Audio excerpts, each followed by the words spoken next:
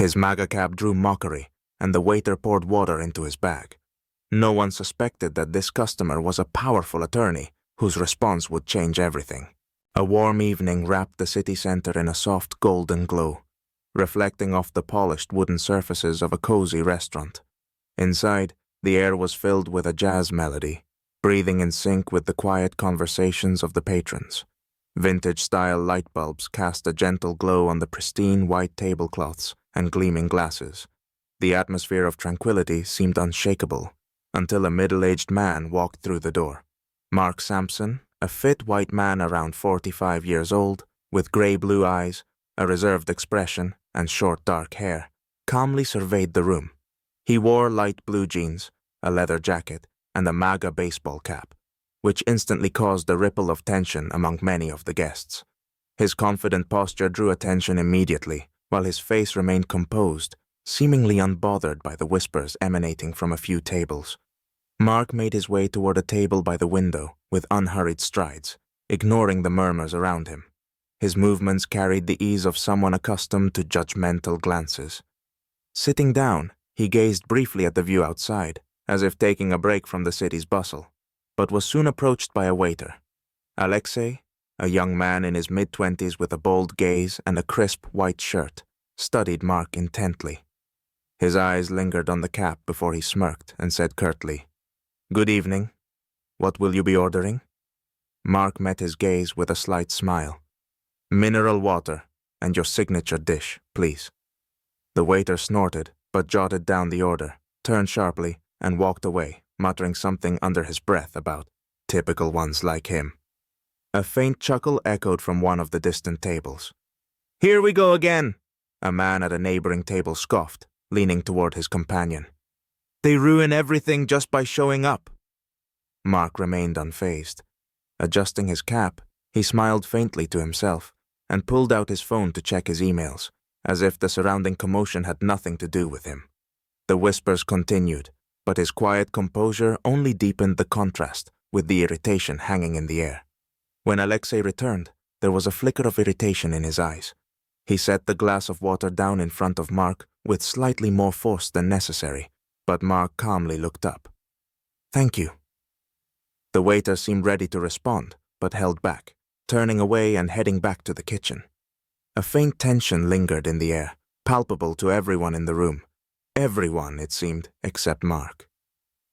The scene hung in a delicate balance, as if the whispers and glances of the patrons were part of a play whose main act had yet to begin. The sun was dipping below the horizon, casting the restaurant in a warm golden light. The dining room had grown livelier, but the tension surrounding Mark lingered. He sat at his table, gazing thoughtfully out the window, when Alexei returned with his order. The waiter's gait was deliberately slow, and a barely concealed smirk played on his face. As he reached the table, Alexei pretended he was about to pour water into Mark's glass. Instead, with ostentatious carelessness, he tilted the bottle and poured its contents directly into Mark's open leather bag resting by his feet. "There," Alexei said loudly, crossing his arms over his chest. "Maybe now you'll understand what it feels like to back those kinds of views." The room fell into a stunned silence. Several patrons froze in shock, their expressions a mix of disbelief and intrigue. Someone pulled out their phone to film, while a few others stifled nervous laughter. But most watched the scene unfold with rapt attention. Mark slowly raised his head, his eyes meeting Alexei's. Not a muscle moved on his face, but the icy intensity of his gaze made the waiter shift uncomfortably. Without a word, Mark pulled a clean handkerchief from his pocket, calmly wiped the droplets of water off the table, and said in a measured tone, "You have no idea who you've just insulted." The words hung in the air like thunder on a clear day. All eyes in the restaurant were now on Mark. Alexei froze, confusion flickering across his face as he realized he might have miscalculated. Smiles on the faces of a few diners began to falter, and someone whispered softly, "Who is he?" Mark didn't rush.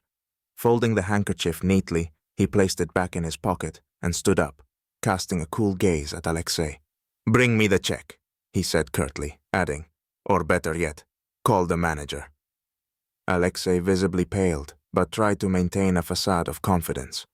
The murmurs in the restaurant grew louder. From a corner table, a man leaned toward his companion and whispered, "Looks like this guy knows how to keep his composure."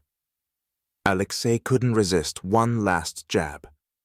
"Maybe you should think twice before wearing a hat like that. It's not exactly a good idea in this city." Mark simply smirked, his silence speaking volumes and intensifying the dramatic tension. The air seemed charged with the promise of a shift in power. The restaurant had settled into a strained quiet when the door opened, and a tall man in a perfectly tailored navy blue suit walked in. His presence instantly commanded attention. The steady rhythm of his footsteps on the wooden floor seemed to count down to something significant. Alexei, catching sight of him, tensed involuntarily. The man approached Mark's table and, with a slight smile, handed him a folder. "Mark, here's what you requested. The contract is ready," he said, his voice calm and assured, radiating the confidence of someone accustomed to being in control. Mark nodded in thanks, pulled the folder closer, and began reviewing its contents with deliberate care. The murmurs in the room swelled. Those who had previously watched the scene with disdain now looked on with growing curiosity. Behind the counter, Alexei stood frozen, his face growing paler by the second. "Wait, is that a lawyer?" Someone whispered loudly enough to be overheard. Mark stood up slowly, straightening to his full height, and fixed Alexei with an unflinching stare. His gaze was cold, not with anger, but with a weightier emotion, absolute certainty. He folded the documents methodically and set them on the table. "Alexei, right?" Mark said, his voice calm. The waiter nodded, avoiding eye contact. "You might want to find out exactly who you've just humiliated." The clarity and gravity of Mark's voice cut through the room like a sharp blade. Alexei's confidence faltered entirely as he fidgeted under the weight of Mark's gaze.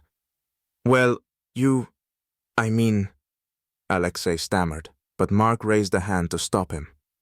"I'm giving you an opportunity," Mark said, his tone sharper now. "An opportunity to fix your mistake before it becomes your problem." He paused, letting the tension build. "Or I can explain to you, and your employer, what happens when discrimination enters customer service. And trust me, the consequences won't favor you." The room shifted again, with phones raised and hushed whispers filling the air. Alexei's boldness evaporated entirely, leaving only nervous apprehension. "Apologies, sir. I didn't mean—" Alexei began, but Mark cut him off with a brief smirk. "Before it's too late, call the manager," Mark said, his voice firm and leaving no room for argument. At that moment, it became clear. Mark had taken control of the situation, and Alexei found himself at the center of an unfolding drama, watched not just by the room, but likely by the cameras of several patrons recording the incident. Mark sat back down and made a few phone calls, ignoring the flurry of whispers and Alexei's panicked glances. Just then, the restaurant door opened again, and a man in a sharp black suit, the manager, walked in. His worried expression signaled that the situation was about to escalate further. "We'll resolve this, sir," he said hurriedly to Mark. The room held its breath, awaiting the next move. A video of the restaurant incident quickly went viral on social media. Comments poured in, condemning Alexei's actions and praising Mark's poise and dignity. Many likened the episode to a scene from a movie about social justice, pointing out how easily the conflict could have been avoided with simple respect. The next day, the restaurant held an emergency staff meeting. The manager, a serious man in his 50s, addressed the team firmly, denouncing Alexei's behavior. Alexei, his confidence shattered, stood before the group to publicly apologize to Mark. "I made a mistake," he said, his voice trembling. "My behavior was unacceptable and discriminatory. I'm deeply sorry." Mark, standing in the room, maintained a neutral expression, though his gaze conveyed that words alone would not suffice. The manager announced that Alexei was suspended until he completed mandatory training on respect and inclusion. Additionally, the restaurant would implement comprehensive training for all staff to prevent similar incidents in the future. Weeks later, Mark agreed to speak at a local school. Addressing students, teachers, and parents, he shared insights on the importance of tolerance, respect, and building bridges despite differences. "We mustn't let stereotypes dictate how we treat one another," he said, his voice steady and warm. "Our differences are not a cause for conflict, but an opportunity to learn from each other." His speech was met with resounding applause. Afterwards, several students approached Mark to thank him for his inspiring words. A young black student said, "Thank you, Mr. Sampson. You've shown us how important it is to stay true to ourselves." As Mark left the school, a peaceful smile graced his face. A student ran after him, handing him a bouquet of flowers. "This is from all of us," she said shyly. Mark accepted the flowers with gratitude, walking away with a sense of fulfillment, leaving behind a feeling of hope that change is possible when approached with respect and faith in others.